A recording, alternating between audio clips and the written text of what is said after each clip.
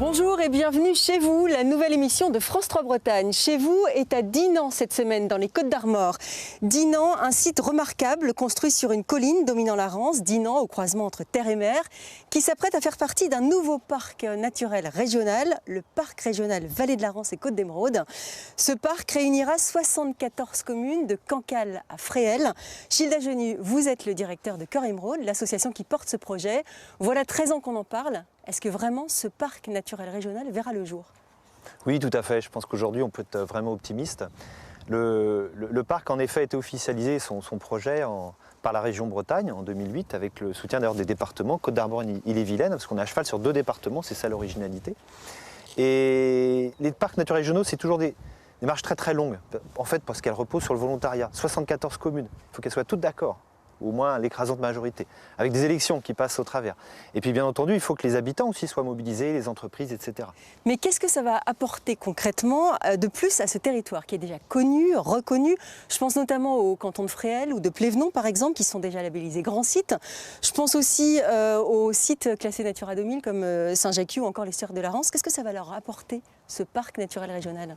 On n'a pas finalement un coup de projecteur, la mise en lumière d'un territoire historique, qui a toujours eu des liens très forts, justement, depuis Fréhel jusqu'à Cancale, mais aussi avec le sud du territoire, qui attend le parc avec impatience, jusqu'à 20 km sous Dinan. Voilà, la colonne vertébrale, la Rance, on en reparlera, mais aussi Planquette, Dinan, Corseul, le pays des Falins, le lac d'Orofemel. C'est des sites qui ne sont pas forcément très connus, alors que tout près de pépites comme Dinan, Saint-Malo ou Dinard. Il existe 56 parcs naturels régionaux en France, c'est bien ça? Oui. Il y en a 2 en Bretagne? Oui.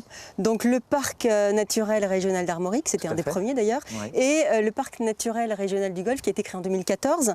Est-ce que l'un des enjeux majeurs de tous ces parcs, c'est vraiment l'environnement? Alors, parc naturel, on entend naturel, oui, c'est l'environnement. Mais il y a 50 ans, quand ça a été créé, à l'époque, on était sous l'ère du général de Gaulle. C'est ancien, mais aujourd'hui, ça a encore plus de poids. Ce n'était pas du développement durable, mais c'était l'esprit. Comment on peut faire avec du patrimoine naturel, de la nature, une biodiversité remarquable, mais aussi du patrimoine bâti, une histoire remarquable, comment on peut assurer la préservation, la valorisation, et en même temps générer de l'économie locale. Donc on est nature, culture, économie. C'est un peu les 3 piliers. Alors à Dinan, votre association qui porte le projet de parc a lancé une première opération pour lutter contre la pollution des eaux. Cette opération s'appelle « Ici commence la mer ». Nous avons parcouru les rues de Dinan. Regardez. Des macarons accessoirisent les plaques d'égout du centre-ville comme une invitation à ne rien jeter par terre. Cette restauratrice de Dinan en a fait poser un devant chez elle. Elle veut sensibiliser ses clients. Les gens pensent que l'eau est recyclée, alors que non, elle va directement à la mer d'ici. Donc c'est vrai que c'est un réflexe de jeter son mégot de cigarette, son chewing-gum, son bout de papier dans l'égout, mais en fait, ça va à la mer. Voilà 2 ans que les macarons parsèment la ville et l'information semble être passée auprès des habitants. Et donc vous avez connaissance effectivement que ces avaloirs d'eau pluviale finissent directement en Rance et charrient avec elles tout ce qu'il y a sur son passage. Entre autres les petits trucs pour les oreilles. Les cotons-tiges, effectivement. Après, les cotons-tiges dans la rue, c'est un petit peu moins... Les cotons-tiges dans la rue, c'est un petit peu plus rare quand même. Mais par contre, tout ce qui est mégots ou ce genre de... des petits plastiques jetés par terre. Dans la rue du Gerswal, quand il pleut, l'eau ruisselle et charrie les déchets comme les mégots de cigarettes directement dans la Rance, puis dans la mer. Le mégot, il faut savoir que ça pollue 500 litres d'eau avec tout ce qu'il y a dedans, les métaux lourds qu'on connaît. Donc voilà, il y a une vraie pollution qu'on peut retrouver ensuite derrière. Donc ça pollue l'eau, mais ça peut polluer ensuite les coquillages, effectivement, derrière, qui vont concentrer tout ça. Et derrière, l'homme est susceptible de les manger. Donc voilà. 17 communes sur les 74 que compte le futur parc régional ont scellé ces macarons dans leurs rues. Gilda Cheny, quelles actions concrètes va mener ce parc dès sa création officielle? Oui, alors, Cœur Émeraude a déjà initié un certain nombre d'actions pour donner envie pour le parc en amont de sa création. Mais dès qu'il sera créé, bien entendu, il y aura à la fois des moyens supplémentaires, mais aussi voilà, une mobilisation beaucoup plus forte des petites communes notamment. Par exemple, pour préserver le petit patrimoine du quotidien. Alors ça peut être par exemple tous les murs qu'on a, les murets en pierre sèche ou les murs le long de la Rance, mais aussi des moulins qu'on va trouver sur le sud du territoire, des lavoirs, des petits hameaux, etc. Et puis aussi des sites naturels, bien entendu. Une zone humide à côté d'une école, on va travailler avec les écoles pour qu'elles connaissent mieux leur patrimoine, la nature, les animaux qui vivent à côté de chez eux. C'est des actions ça sur le patrimoine, mais aussi des actions pour le développement économique, bien entendu, qui sont très attendues. Alors ça peut être aider les agriculteurs qui font des efforts particuliers déjà sur l'environnement, la biodiversité, le paysage, mais aussi accompagner des filières. Par exemple sur le blé noir, ça peut être il y a déjà certains travaillent déjà sur le sujet. En Bretagne, c'est important. Et puis aussi, la marque parc sera créée. Dès que le parc sera créé, il y a la marque parc qui sera créée. Donc les professionnels qui auront des démarches très innovantes, intéressantes pour l'environnement, le patrimoine, pourront bénéficier de cette marque-là. Nous avons déjà parlé de la Rance, il faut dire que c'est la colonne vertébrale du projet de ce parc naturel régional. Or, l'estuaire se dégrade. Lors de sa dernière assemblée générale, l'association Rance Environnement était très inquiète, ce n'est pas nouveau, à cause de l'envasement de la Rance lié à l'usine marémotrice. Alors, est-ce que pour vous, c'est aussi un sujet de préoccupation ? Oui, un sujet de préoccupation et qui était un des sujets fondateurs à l'origine de la fondation de Cœur Émeraude il y a près de 25 ans. Toujours d'actualité fortement. L'État a confié la mission à d'autres structures aujourd'hui sur la gestion des sédiments. Mais ce qui est sûr, c'est que le parc naturel régional va mettre un coup de projecteur sur l'ensemble de ce territoire, et notamment la colonne vertébrale de la Rance et ses problèmes. On reste sur la Rance, c'est une adepte de la Rance. Elle s'appelle Joséphine, je suis sûre que vous la connaissez. Ah oui, bien entendu, le phoque le plus connu de Bretagne. Exactement, la femelle phoque qui habite sur la Rance depuis plus de 20 ans. Elle a fait un séjour ces derniers temps, cet été, à Océanopolis, parce qu'elle était très affaiblie. Mais début novembre, elle a retrouvé sa maison, la Rance.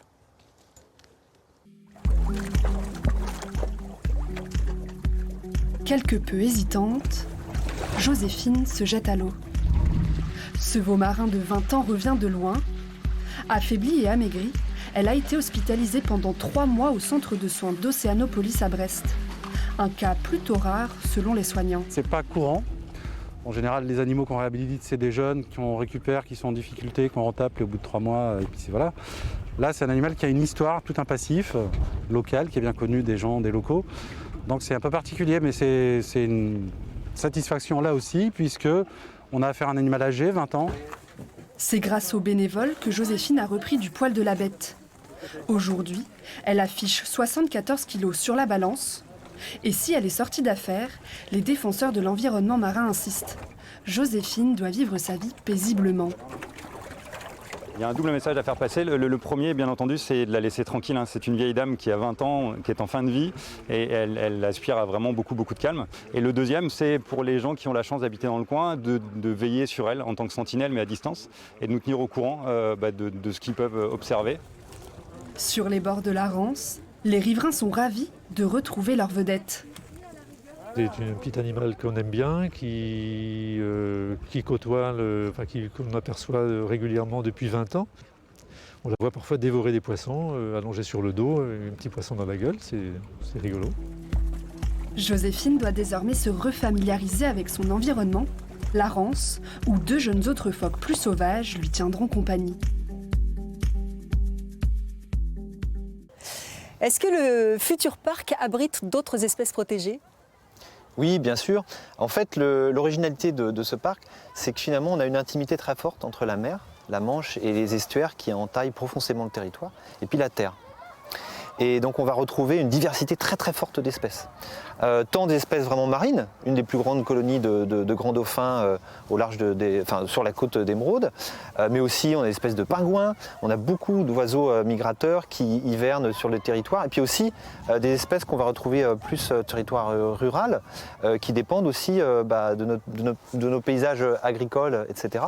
Et puis des amphibiens, des grenouilles, des tritons, beaucoup d'espèces aussi sur le territoire qui dépendent là des zones humides, des milieux aquatiques qu'on a besoin de protéger aujourd'hui. Il y a aussi la chauve-souris. Alors chauve-souris, on retrouve presque la totalité des espèces qu'on a en Bretagne. On a près d'une quinzaine d'espèces de chauves-souris ici. 18, donc, je crois, sur 21 espèces. Oui, à peu près. Là, c'est colossal. Et qui vont dépendre de la bonne qualité des milieux. Des haies, d'un bocage préservé, mais aussi de zones humides. Et puis de bâtiments aussi ruraux dans lesquels elles vont pouvoir parfois nicher ou hiverner. Alors justement, à Dinan, la Tour Penthièvre offre un gîte de mise-bas et d'hibernation pour les chauves-souris. Nous avons pu entrer dans cette tour avec Vincent Bouche de Bretagne Vivante. Alors là, on est dans la tour de Penthièvre, et donc on est dans la salle où les chauves-souris hibernent, notamment le grand rhinolophe. Donc là, elles sont où ? Alors elles sont ici. Donc là, on a à peu près 200 individus. Là, c'est une espèce, c'est le grand rhinolophe, et puis on est à côté du murin oreille échancrée. Voilà, donc 2 espèces d'intérêt européenne. Donc elles sont protégées par la loi française, mais aussi par la loi européenne, en tant qu'espèce, et le site en tant qu'habitat. C'est un site totalement exceptionnel en Bretagne. Ah oui, ça fait partie des sites d'intérêt régionaux, voire nationaux, surtout pour ces 2 espèces-là qui sont quand même assez rares en Bretagne. Alors vous dites grand rhinolophe, vous pouvez me montrer un peu comment... Ça fait à peu près entre 7 et 9 cm de haut. Et en envergure, aile déployée, elle fait un peu moins de 40 cm, puisque la plus grande est le grand murin. Vous nous faites un peu la visite, on continue et vous nous montrez comment vous faites pour compter ? Ah, bien sûr. Donc là, on arrive dans une deuxième salle. Donc là, on arrive dans une deuxième salle. Donc la première chose qu'on fait, c'est qu'on essaie de repérer des chauves-souris, comme là, par exemple. Et ensuite, on les compte rapidement, sans trop mettre de faisceaux lumineux. Et là, on voit qu'on est à 7 individus. Donc là, on essaie de faire vite quand on est sur un essaim. Soit on fait une photo, et on compte après, en mettant la photo sur un ordinateur, on compte les individus pour limiter le dérangement, pour limiter l'impact qu'on pourra avoir. Et ici, elles se sentent bien, en fait. Ici, elles ont toutes les conditions. Un site qui ne varie pas en hygrométrie et en température. Une tranquillité, parce qu'une fois qu'on est parti, plus personne ne rentre. Donc il y a qu'elles qui peuvent trouver entrer et sortir quand elles veulent. Et puis il y a un lien entre les 2 espèces. Alors est-ce que c'est du mutualisme? On ne sait pas trop, ça fait partie des études en cours. Mais l'échancré et le grand rhinolophe, il y a comme un système de garderie, c'est-à-dire qu'on peut très bien avoir des femelles d'échancré qui entourent une colonie de jeunes de grands rhinolophes pendant que les parents, les adultes grands rhinolophes sont partis chasser. Donc c'est assez extraordinaire et ça apprend la sociologie. On est une espèce animale, ça nous apprend aussi beaucoup sur l'homme. Voilà. Très bien, merci beaucoup. Des caméras seront bientôt installées dans la tour Penthièvre pour éviter évidemment de déranger les chauves-souris. Gilda Cheny, si le territoire de Fréal-la-Cancale peut prétendre à un parc régional, le 3e en Bretagne, est-ce qu'il y a d'autres territoires qui pourraient éventuellement postuler ? Peut-être. En tout cas, c'est une très très belle aventure. Longue, une aventure au long cours, mais une très belle aventure. Et il reviendrait à ce moment-là à la région Bretagne de lancer ou pas d'autres projets de parcs naturels régionaux. Merci beaucoup et bonne continuation. Merci, au revoir. C'est déjà la fin de Chez vous, la toute nouvelle émission de France 3 Bretagne. Demain, nous serons au centre de formation des apprentis à Aucaloc et nous parlerons apprentissage et restauration. En attendant, très bonne soirée sur France 3 Bretagne.